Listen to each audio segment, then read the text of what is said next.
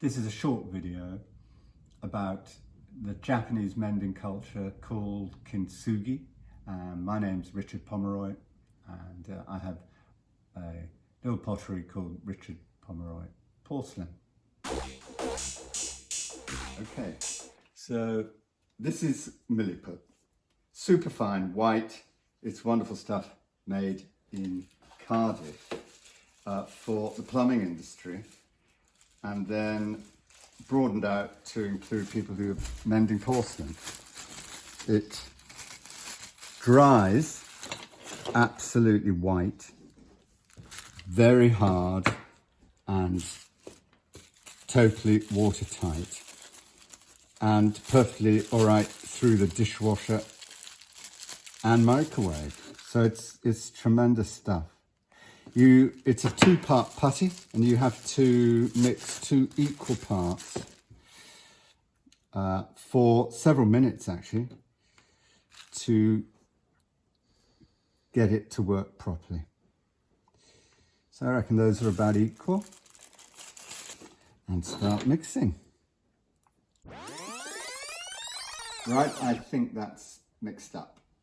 Now I'm going to wash my hands.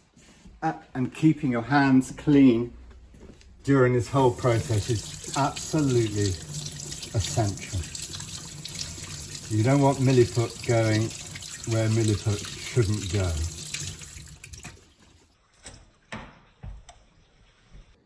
Sometimes pieces come out of the kiln with a problem. There's a crack here that's happened during the glaze firing, and ordinarily, maybe I'd chuck it, it's not good enough. But if I can mend it in such a way that it's as good as it would have been had it not had its problem, then I reckon it's worth mending. The culture of Kintsugi is all about making things that you might otherwise chuck, things that are more precious to you, more special. They have a history, like an heirloom. You know, you've decided you're not going to throw it away, you're going to keep it, and you're going to show that sort of affection for it. It makes these things more special. So I roll out the milliput. This is not a traditional Japanese material for doing kintsugi. Originally and traditionally, the Japanese craftsmen used the sap from a tree called rus, and it's called urushi, and they mix it with various compounds like starch, or they use it on its own, and they use it as a glue or a filler. This performs the same task, glue and filler, but it isn't toxic, and urushi is toxic. You have to use gloves to use it. It's extremely difficult to use, and this works just as well, possibly better, since it's so robust under temperature extremes. So milliput is not only good for creating this sort of thing, but you can smooth it, make it absolutely smooth using water. You can also sand it down, and it's wonderful stuff. It hardens to cement style hardness within a few hours. So you do have to, once you've mixed up a piece, you have to use it pretty fast.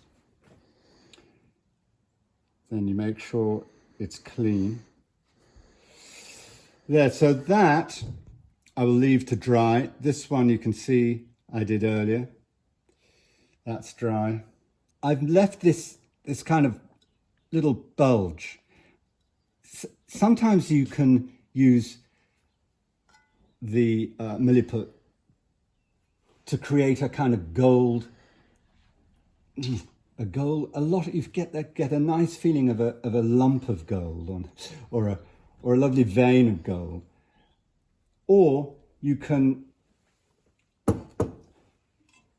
get it down to the surface of the pot itself, and so you're just left with a little sort of flash of gold. When it goes over the top of the rim, I like to have this little bulge, and then I gild it to the end of the bulge. It'll be gilded to there. Of course, it's got to dry, and we're not going to see this one actually being gilded today. I've got others which I'll gild today. So now I'm going to put size onto a dried milliput piece of filler. So this size is an acrylic adhesive. It works extremely well. You put it onto the mend, and then you leave it to dry for a minimum of 15 minutes and a maximum of apparently weeks. So it doesn't matter if you can't get round to actually gilding within a few hours. So I put it on very carefully. I try to keep within the actual area that I've put the milliput on, but I like to just extend it a little bit at either end, just to give it a little bit more of a nice flash of gold feeling. So this is a milliput mend, quite dramatic. The jug really did have a traumatic time in the kiln, not a happy jug. I've put the size on it. You can see, I think, probably the shine of the dry glue. I actually sized this several hours ago. This is the gold. It's gold leaf. It's, to all intents and purposes, 24 carat. It is actually 23.8 carat or something like that. And it comes in these leaves. Because I cut it with a pair of scissors, I put pieces of tissue between each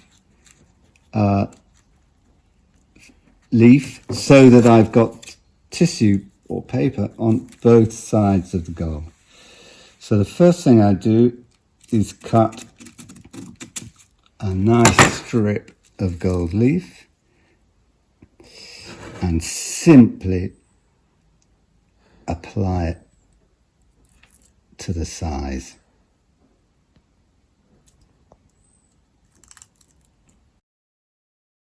The thing about gold is that it's magical. It doesn't tarnish. It has this very beautiful colour. And often enough, a pot like this is improved by the addition of a bit of gold. So that when I open the kiln and see that what might have been a disaster is down there in the kiln, I think here's an opportunity to do some kintsugi.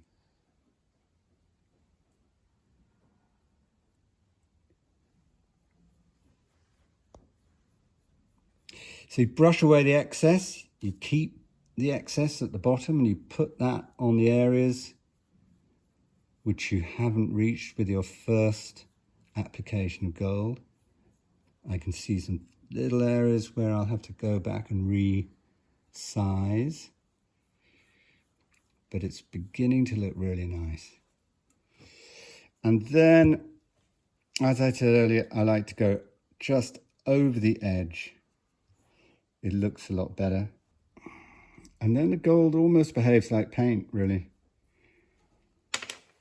And I'd like to polish it up a bit. Just wipe off the bits that shouldn't be there. And I'll go over and just deal with those small details that need to be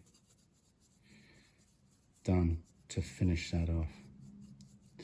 But there we are. The vast majority is done, and it looks lovely in my viewpoint. That is really spectacular flash of gold.